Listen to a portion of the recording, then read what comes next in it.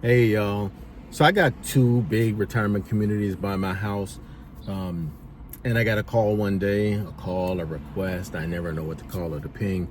I got one of those one day to go over and pick somebody up at the community that's actually closer to my house. So that's good. They going to Dulles Airport, which is nice little chunk of change for me. So I go over there, I get to the address, and I see a woman. She looks like about maybe 75, 80 at the most.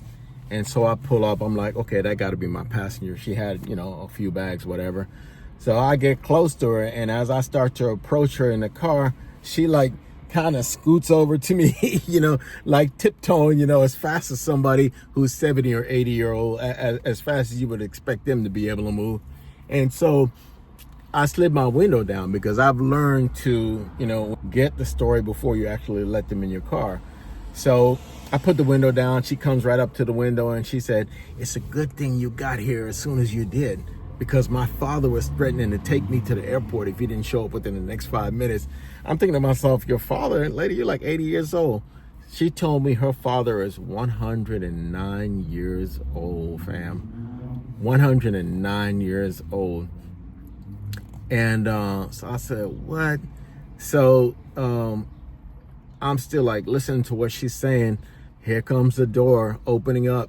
This dude come through the door looking like Ramses. You know how when they find them Egyptian mummies, how their face be like this? I shouldn't make fun of him though, because for 109 years old, he looked good. I mean, all he had was the basic walker, the kind that just, that you put in front of you and you move, and it's got the little tennis balls on the back legs. I mean, if you think about it, somebody who's 109 years old wouldn't even be able to walk, much less drive. And jury's still out on whether or not he could actually drive. But so I'm looking at him. I'm like, I told her, I said, "Come on, get in." So she jumped right in, and I skirted out of there. I'm talking about like we were gone. We left him hanging right there. And she called somebody, and she said, I guess she know his neighbors, because she said, "Can you go outside and get Dad, please?" And I'm thinking to myself, yeah, get him. Because let me tell you something, DC is shaped like a diamond, and I live in Silver Spring, which is right on the top part of DC. And then around DC, we have the Capitol Beltway. That is dog eat dog. No prisoners get taken, no fucks get given, especially at rush hour too. Oh no. No. Back when I used to ride motorcycles, I once had a friend visit me from Myrtle Beach, and she said to me, "How the hell do you ride motorcycles on the street?" I said, "I grew up here. I'm just used to the Beltway." She thought it was the most insane thing she'd ever seen in her life. And, there are people who live in D.C. all their life and don't go on the Beltway. They're just scared, It's not for the faint of heart. Then once you get around to Virginia, to the exit for Dulles, you got 12 straight miles of the Dulles Access Road, which is just perfectly straight. It's like basically a drag race. People be going 80 and 90 miles per hour on there. She could tell I was blown because, right after we pulled out and got on the road, she started telling me his story. He's one of those people that came to the country with no, nothing basically. I mean, he was supposed to hook up with some of his relatives that were here. And during the time that he was coming here, those relatives actually got deported. So when he landed here, there was nobody to meet him. No, nothing. He had to get a job. He lived with his boss at first, and he just worked his way up. He once built a house with just him, another guy, a pulley, and a mule, she told me.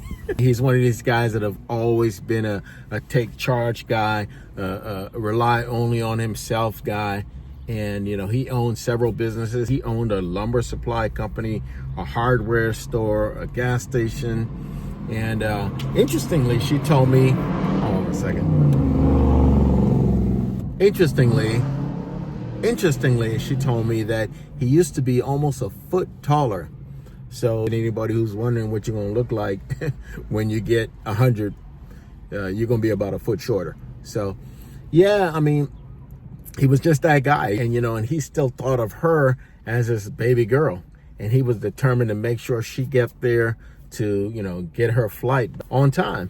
But I got some bad news for him. She wouldn't have made that flight, and he probably wouldn't have got back for 3 days or something like that. He'd have been lost in the Twilight Zone because they will chew you up on the Capitol Beltway.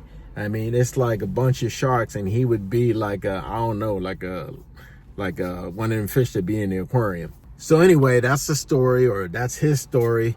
I'm all for them starting to test people once they get to a certain age to make sure that they can still, drive. Who knows? That might have been a suicide mission. Maybe he would have got her there okay, but then coming back by himself, I told her she needed to take his license or something.